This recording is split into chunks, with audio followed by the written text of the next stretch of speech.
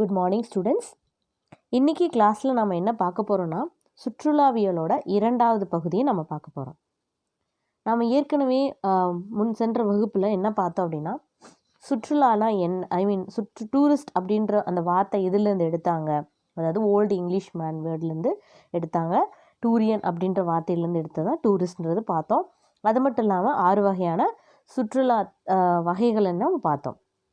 இந்த வகுப்பில் நாம் பார்க்க போகிறது என்ன அப்படின்னா இந்தியாவில் சுற்றுலாவியலாளர்களை ஈர்க்கக்கூடியவை என்னென்ன அப்படின்றத நாம் பார்க்க போகிறோம்.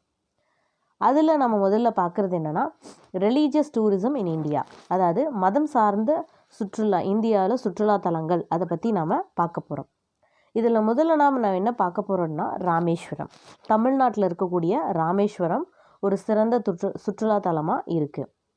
இது காஞ்சிபுரத்தில் இருக்கக்கூடிய சுற்றுலாத்தலம். இதை என்ன சொல்கிறாங்கன்னா சிட்டி ஆஃப் 1000 டெம்பிள்ஸ், அதாவது 1000 கோவில்களின் நகரம் அப்படின்னு சொல்கிறாங்க. ஏன் அப்படின்னா காஞ்சிபுரத்தை சுற்றி அத்தனை கோவில்கள் இருக்குது. இது பார்த்துட்டிங்கன்னா வாரணாசி, அதாவது காசி, இப்போ இருக்கக்கூடிய காசி, இது எங்கே இருக்குது அப்படின்னா உத்தரப்பிரதேஷில் இருக்குது. ஆன்மீகம் சம்மந்தப்பட்ட சுற்றுலாத்தலங்களை இது ரொம்ப முக்கியமான ஒரு தலம். அடுத்தது பார்த்திங்கன்னா சாரநாத் எங்கே இருக்குது அப்படின்னா உத்தரப்பிரதேஷில் இருக்குது. இது பார்த்திங்கன்னா ஒரு சமண மத சார்ந்த ஒரு கோவில். அடுத்தது பார்த்திங்கன்னா வைஷ்ணவி தேவி கோவில். இது எங்கே இருக்குது அப்படின்னு பார்த்திங்கன்னா ஜம்மு அண்ட் காஷ்மீரில் இருக்குது. இது பார்த்துட்டிங்கன்னா இதோட அமைவிடமே ஒரு சிறப்பான அமைவிடமாக இருக்குது. ஏன் அப்படின்னா இது ஒரு மலை சரிவுகளில் கட்டப்பட்ட கோவிலாக இருக்கிறதுனால இது சுற்றுலாவியர்களை அதிகமாக ஈர்க்கக்கூடிய ஒன்றா இருக்குது. இது பார்த்துட்டிங்கன்னா செயின்ட் ஃப்ரான்சிஸ் சேவியர் கேத்தட்ரால் எங்கே இருக்குது அப்படின்னா கோவாவில். இங்கே அந்த செயின்ட் ஃப்ரான்சிஸ் சேவியரோட உடலை இன்னமும் அந்த பெட்டியில் பதப்படுத்தி வச்சு அவரை கடவுளாக இந்த சர்ச்சில் கும்பிட்டுட்ருக்காங்க. அதுதான் இந்த சர்ச்சில் இருக்கக்கூடிய ஒரு சிறப்பு. இது பார்த்திங்கன்னா அம்ரிஸ்டர் பஞ்சாப், இது எல்லாருக்குமே தெரியும். கோல்டன் டெம்பிள், குருத்வாரா, இது பார்த்திங்கன்னா சீக்கிய கடவுளாக, சீக்கியர்களின் ஒரு கோவிலாக சிறந்து விளங்குது. அடுத்தது பார்த்துட்டிங்கன்னா மொனாஸ்ட்ரிஸ் ஆஃப் லடாக்கில் இருக்கக்கூடிய சிறந்த ஆலயங்கள். இது மெயின் எங்கே இருக்குது அப்படின்னா ஜம்மு அண்ட் காஷ்மீரில் இருக்குது. இப்போ ரிலீஜியஸ், அதாவது மதம் சார்ந்தது மட்டும் இல்லாமல் மலைப்பிரதேசங்கள், என்னென்ன மலைப்பிரதேசங்கள் சுற்றுலாவியலை ஈர்க்கக்கூடியதாக இருக்குது அப்படின்னா ஹிமாலயம், இமயமலை தொடர்கள், அதில் அமைஞ்சிருக்கக்கூடிய மலைப்பிரதேசங்கள், அதுக்கப்புறம் மேற்கு தொடர்ச்சி மலை, கிழக்கு தொடர்ச்சி மலை, இது எல்லாத்துலேயுமே இருக்கக்கூடிய ஹில் ஸ்டேஷன்ஸ், அதாவது மலைப்பிரதேசங்கள் பார்த்திங்கன்னா அதிகபட்சமான சுற்றுலாவியலர்கள் விரும்பக்கூடிய ஒன்றா இருக்குது. அதில் நான் முதலாவதாக பார்க்க போகிறது என்ன அப்படின்னா ஊட்டி, கொடைக்கானல். இது எங்கே இருக்குது அப்படின்னா தமிழ்நாட்டில் இருக்குது. அடுத்தது பார்த்திங்கன்னா நைனிடால் எங்கே இருக்குது அப்படின்னா உத்தரகாண்டில் இருக்குது. அடுத்தது பார்த்திங்கன்னா டார்ஜிலிங், இது எங்கே இருக்குது அப்படின்னா வெஸ்ட் பெங்கால். டார்ஜிலிங் அப்படின்னு சொன்னாவே நமக்கு எல்லாருக்கும் ஞாபகம் வரும், ஒரு சிறந்த ஒரு சுற்றுலாத்தலமாக இருக்கும். விடுமுறை நாட்கள், அதுவும் கோடை காலங்களில் இந்த மாதிரி இடங்களுக்கு போகணும் அப்படின்னா அது ரொம்ப மகிழ்ச்சியானதாக இருக்கும். குல்மார்க் எங்கே இருக்குது அப்படின்னா ஜம்மு அண்ட் காஷ்மீரில் இருக்குது. இது முழுவதும் பனியால் மூடப்பட்ட ஒரு இடமா இருக்கிறதுனால பனியை விரும்புவர்கள் இங்கு செல்லலாம். ஷிலாங் எங்கே இருக்குது அப்படின்னா மேகாலயா. இது ஒரு ஷிலாங் அப்படின்னாவே அது இயற்கையை சூழ்ந்த ஒரு இடமா இருக்குது. ஸோ சிறந்த ஒரு மலைப்பிரதேசத்தில் இதுவும் ஒன்று. அடுத்தது பார்த்துட்டிங்கன்னா ஷிம்லா, மணாலி எங்கே இருக்குது இது அப்படின்னா ஹிமாச்சல் பிரதேஷில் இருக்குது. இதுவும் ஒரு பனி சூழ்ந்த ஒரு பகுதியாக இருக்கிறதுனால பனி சார்ந்த விளையாட்டுகள்லாம் இங்கே அதிகமாக இருக்கும்.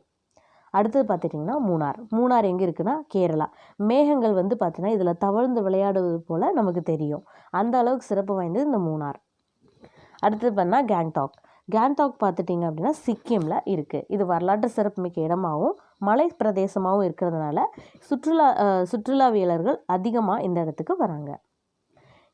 இந்த மேப்பில் நம்ம என்ன பார்க்கலாம்னா எந்தெந்த இடங்களில் இப்போ நம்ம இது வரைக்கும் பார்த்தோம் இல்லைங்களா, அதை பார்த்துட்டிங்கன்னா எந்தெந்த இடங்களில் குறிப்பிடப்பட்டிருக்கு, இந்தியாவில் எந்தெந்த இடங்களில் இருக்குது அப்படின்றது இந்த மேப்பில் நம்ம தெரிஞ்சுக்கலாம். அடுத்தது வாட்டர்ஃபால், நீர்வீழ்ச்சி. சுற்றுலா செல்லும் போது நம்ம இன்னும் அதிகமாக இயற்கை சார்ந்து விரும்புவர்கள் எல்லாமே அதிகமாக விரும்புவது எது அப்படின்னா நீர்வீழ்ச்சி அப்படின்னாவே குழந்தைங்களுக்கும் சரி எல்லாருக்கும் ஒரு உற்சாகம் தரக்கூடியதாக இருக்கும். அந்த வகையில் இந்தியாவில் சிறந்த நீர்வீழ்ச்சிகள்னு பார்த்தீங்கன்னா ஃபஸ்ட்டு நமக்கு தாழையார் வீழ்ச்சி எங்கே இருக்குது அப்படின்னா தமிழ்நாட்டில் இருக்குது. இது பார்க்குறதுக்கு ஒரு குதிரைவால் மாதிரி நீண்டு இருக்கிறதுனால இது வந்து குதிரைவால்னு சொல்லுவாங்க, வால் அருவின்னு சொல்கிறாங்க. அடுத்தது பார்த்துட்டிங்கன்னா ஜோக் ஃபால்ஸ். இது வந்து ரொம்ப உயரமான ஒரு அருவி. இது எங்கே இருக்குது அப்படின்னா கர்நாடகாவில். அடுத்தது பார்த்திங்கன்னா நோகலைக்காய் வாட்டர் ஃபால் எங்கே இருக்குது அப்படின்னா மேகாலயாவில். Next Talakona waterfall Andhra Pradesh. Last பார்த்துட்டிங்கன்னா அதிரப்பள்ளி வாட்டர் ஃபால். இது எங்கே இருக்குது அப்படின்னா கேரளா. இது என்ன சொல்கிறாங்க அப்படின்னா த நயகரா ஆஃப் இந்தியாவின் நயாகரா அப்படின்னு சொல்கிறாங்க. அதாவது நயாகரா ஃபால்ஸ்க்கு ஒப்பிட்ட அளவுக்கு இது இருக்குது, இந்த அந்த அழகு உடையது அப்படின்ற மாதிரி சொல்கிறாங்க. அடுத்து பார்த்தீங்கன்னா wildlife and bird sanctuaries, அதாவது வனவிலங்கு மற்றும் பறவைகள் சரணாலயம் இந்தியாவில் இருக்குது. இந்தியாவில் பார்த்திங்கன்னா நிறைய இடத்துல வனவிலங்கு சரணாலயம், பறவைகள் சரணாலயம் இருக்குது. இதன் மூலமாக வனவிலங்குகள் அழிவதும் அது மட்டும் இல்லாமல் காடுகள் அழிகிறதையும் நம்மளால் தடுக்க முடியும். இதில் நமக்கு பார்த்துட்டிங்கன்னா இந்த 2 டேபிளார் காலத்துலேயும் எங்கெங்கே என்னென்ன வனவிலங்கு சரணாலயங்கள் இருக்குது, அந்த சரணாலயத்தில் என்ன மாதிரியான மிருகங்கள் வளர்க்கப்பட்டிருக்கு அப்படிங்கிறது இந்த டேபிளார் காலமில் நாம் கொடுத்துருக்கோம். பீச்சஸ், அதாவது கடற்கரை. இந்தியாவோட கடற்கரையோட மொத்த நீளம் பார்த்துட்டிங்கன்னா 7517 கிலோமீட்டர். இது எதனால் சூழ்ந்துருக்குன்னா அரபிக்கடலாலையும் வங்காள விரிகுடாவாலையும் இது சூழ்ந்திருக்கு. இந்தியாவுடைய பீச்சஸ் அதாவது பார்த்துட்டிங்க அப்படின்னா சிறந்த தாவரங்களும் அது மட்டும் இல்லாமல் அந்த பவளப்பாசிகளும் நிறைந்ததாக இருக்குது. இதில் முக்கியமாக நமக்கு எதில் கொடுத்துருக்காங்கன்னா தமிழ்நாட்டில் இருக்கக்கூடிய Dhanushkodi, Varkala beach Kerala, Tarkarli beach Maharashtra, Om beach in Karnataka. ஏன் இதுக்கு ஓம் பீச் அப்படின்னா இதோட கடற்கரை ஓரம் பார்த்திங்கன்னா ஓமோட தலைகீழ் பகுதியாக நமக்கு தெரியும். Aguada beach in Goa, Marari beach in Kerala. இது எல்லாமே சிறந்த கடற்கரையாக நமக்கு சொல்லியிருக்காங்க. இப்போ இது வரைக்கும் நம்ம பார்த்தோம்னா பயணிகளை இருக்கக்கூடிய இடங்களில் இந்தியாவில் மொத்தமாக பார்த்தோம். தமிழ்நாட்டில் எங்கெங்கே இருக்குது, தமிழ்நாட்டில் என்னென்ன ஈர்க்கப்படுது, தமிழ்நாட்டில் முக்கியமாக பார்த்திங்கன்னா நம்மளுடைய கல்ச்சர், அதாவது கலாச்சாரம் வந்து அவங்கள ஈர்க்கக்கூடியதாக இருக்குது. அது மட்டும் இல்லாமல் தமிழ்நாட்டோட வருமானத்தில் முக்கிய பங்கு எது வகிக்குதுன்னா இந்த டூரிசம் அப்படின்னு நமக்கு சொல்லியிருக்காங்க. ரிலீஜியஸ் டூரிசம், தமிழ்நாட்டில் ரிலீஜியஸ் அதாவது மதம் சார்ந்த டூரிசம் பார்த்துட்டிங்கன்னா அதிக அளவில் வராங்க. எங்கிருந்தால் வெளிநாடுகள்லேருந்து இந்தியாவுக்கு வராங்க. நம்ம தமிழ்நாட்டில் பார்த்துட்டிங்கன்னா கோவில்கள் வந்தால் திராவிட கலையின் மூலமாக இருக்கும். அதாவது கலைகள் 2 வகையாக இருந்து நகரக்கலை, திராவிடக்கலை. நகரக்கலை வந்து வட இந்தியாவிலையும், திராவிடர் கலை வந்து தென்னிந்தியாவிலையும் பின்பற்றினாங்க. அதை பற்றி தான் பார்க்கலாம். என்னென்ன இடங்கள் வந்து ரிலீஜியஸ் டூரிசமாக இருக்குது அப்படின்றது பார்க்கலாம்.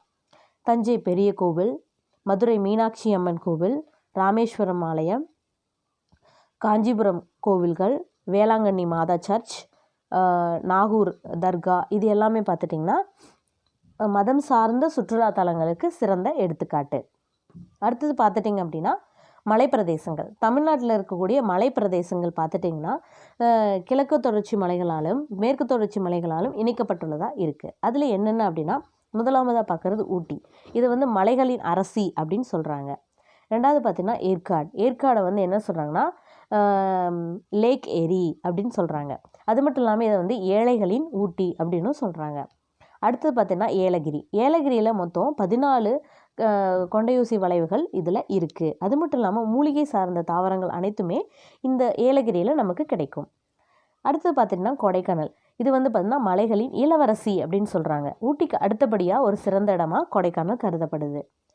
வெள்ளியங்கிரி ஹில்ஸ், இதை வந்து என்ன சொல்கிறாங்க அப்படின்னா தென்னிந்தியாவோட சவுத் தென்னிந்தியாவோட கைலாசம் அப்படின்ற மாதிரி. நார்த் இந்தியாவில் எப்படி இமாலய பகுதியில் சொல்கிறாங்களோ அதே மாதிரி தென்னிந்தியாவோட கைலாசம் சொல்லிட்டு வெள்ளியங்கிரி ஹில்ஸை சொல்கிறாங்க. அடுத்தது பார்த்திங்கன்னா கொல்லிமலை பார்த்திங்கன்னா அதில் மொத்தமாகவே பார்த்துட்டிங்க அப்படின்னா 70 கொண்டையூசி வளைவுகள் இருக்கும். அந்த அளவுக்கு நெடுந்தது. அது மட்டும் இல்லாமல் இங்கே நிறைய மூலிகை தாவரங்களும் கிடைக்கின்றன. அடுத்து பார்த்திங்கன்னா ஆனைமலை ஹில்ஸ். இதோடனா டாப் ஸ்லிப், அதாவது அதோடைய முனைகள் வந்து பார்த்திங்கன்னா ரொம்ப உயரமாக இருக்கும். அடுத்ததுனா மேகமலைக்கு என்ன இதோட சிறப்புனா ஹை வேவி மவுண்டைன்ஸ். இது பார்த்திங்கன்னா இது வந்து ரொம்ப அதிகமான இடங்கள்னா வேவி அப்படின்னு என்ன அதோட அலைகள் போன மாதிரி வளைஞ்சு அதிகமான இடத்துக்கு பரவி இருக்கும். அடுத்தது ஜாவடி ஹில்ஸ், அதாவது ஜவ்வாது மலை. இது வந்து என்ன சொல்கிறாங்க அப்படின்னா இயற்கையின் சொர்க்கம் அப்படின்னு நமக்கு சொல்கிறாங்க. அடுத்தது வாட்டர் ஃபால்ஸ், நீர்வீழ்ச்சி. தமிழ்நாட்டில் இருக்கக்கூடிய நீர்வீழ்ச்சிகளை பற்றி பார்க்கலாம். முதல்ல நம்ம கொடுத்துருக்கிறது என்ன, ஒகேனக்கல் நீர்வீழ்ச்சி. இது மிகவும் ஒரு அழகு வாய்ந்த நீர்வீழ்ச்சி. இது எங்கே இருக்குது அப்படின்னா தருமபுரி டிஸ்ட்ரிக்டில் இருக்குது. அடுத்தது கும்பக்கரை நீர்வீழ்ச்சி. கும்பக்கரை நீர்வீழ்ச்சி பார்த்துட்டிங்கன்னா பாம்பர் ஆற்றிலிருந்து தொடங்கி இறுதியாக கொடைக்கானலில் இறங்கி தேனி டிஸ்ட்ரிக்டில் முடியுது. அடுத்தது மங்கி ஃபால்ஸ். இது பார்த்துட்டிங்க அப்படின்னா இது கோயம்புத்தூரில் இருக்குது. எங்கேருந்து ஆரம்பிக்குது அப்படின்னா பசுமை மாறா காடுகள்லேருந்து ஆரம்பிக்குது. இது வந்து பார்த்திங்கன்னா கிள்ளியூர் ஃபால்ஸ். கிள்ளியூர் ஃபால்ஸ் பார்த்திங்கன்னா சேர்வராயன் மலையிலேருந்து வருது. சேர்வராயன் மலை எங்கே இருக்குது அப்படின்னா கிழக்கு தொடர்ச்சி மலைகள்லேருந்து ஆரம்பிக்குது. குற்றாலம் நமக்கு எல்லாமே தெரிஞ்சது தான். எங்கே இருக்குது அப்படின்னா திருநெல்வேலி டிஸ்ட்ரிக்டில் இருக்குது. இதோட முக்கிய சிறப்பு எது அதுனா மெடிக்கல் ஸ்பா, அதாவது மசாஜ் பண்ணுறாங்க இல்லைங்களா, அந்த மாதிரி இதுக்கு சிறந்த இடமா இருக்குது. நெக்ஸ்ட்டு பார்த்தீங்கன்னா ஆகாய கங்கை. இது பார்த்துட்டிங்கன்னா இது எங்கே ஸ்டார்ட் பண்ணுதுன்னா கொல்லிமலையிலேருந்து புளியச்சோலை வரைக்கும் இறங்குது. கொல்லிமலை எங்கன்னா கிழக்கு தொடர்ச்சி மலையில் இருக்கக்கூடிய கொல்லிமலையிலேருந்து புளியச்சோலை வரைக்கும் கீழே இறங்குறதா இருக்குது. Next Suruli falls.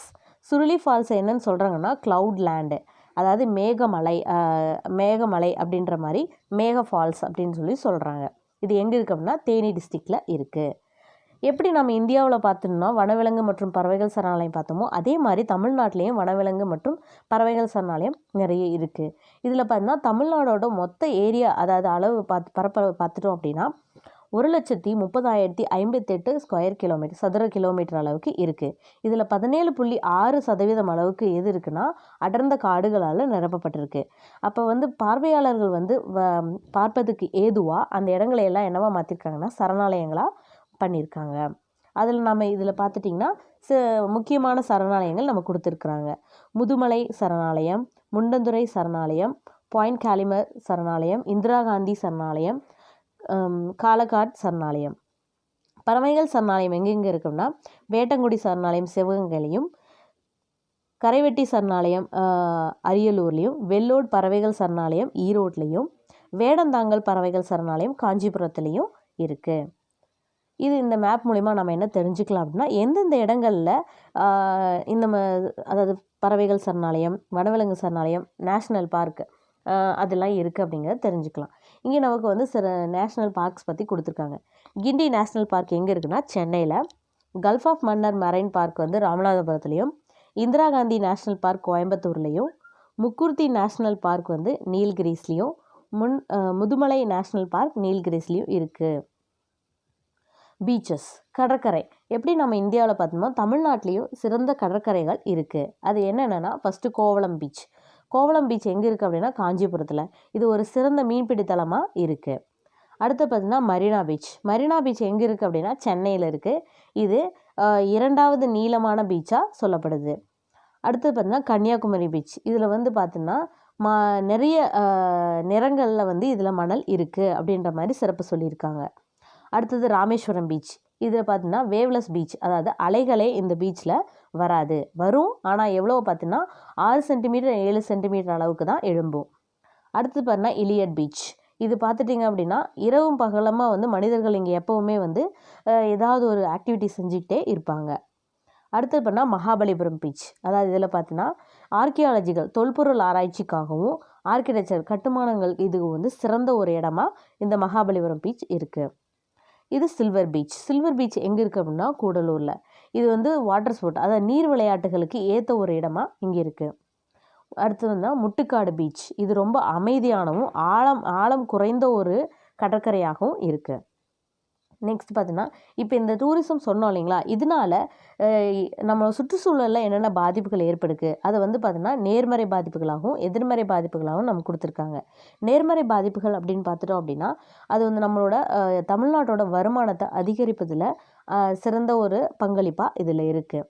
எதிர்மறைன்னு பார்த்துட்டோம் அப்படின்னா அதிகமான மனிதர்களோட வருகையினாலையும் என்ன ஆகும் அப்படின்னா நீர்வளம், நிலவளம், சுற்றுச்சூழல், காற்று எல்லாமே என்ன ஆகுதுன்னா மாசுபடுது.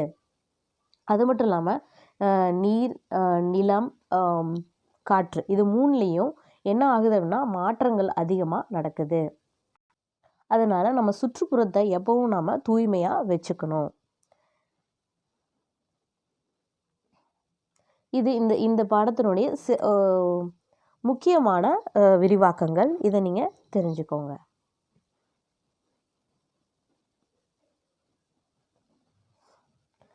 Thank you students.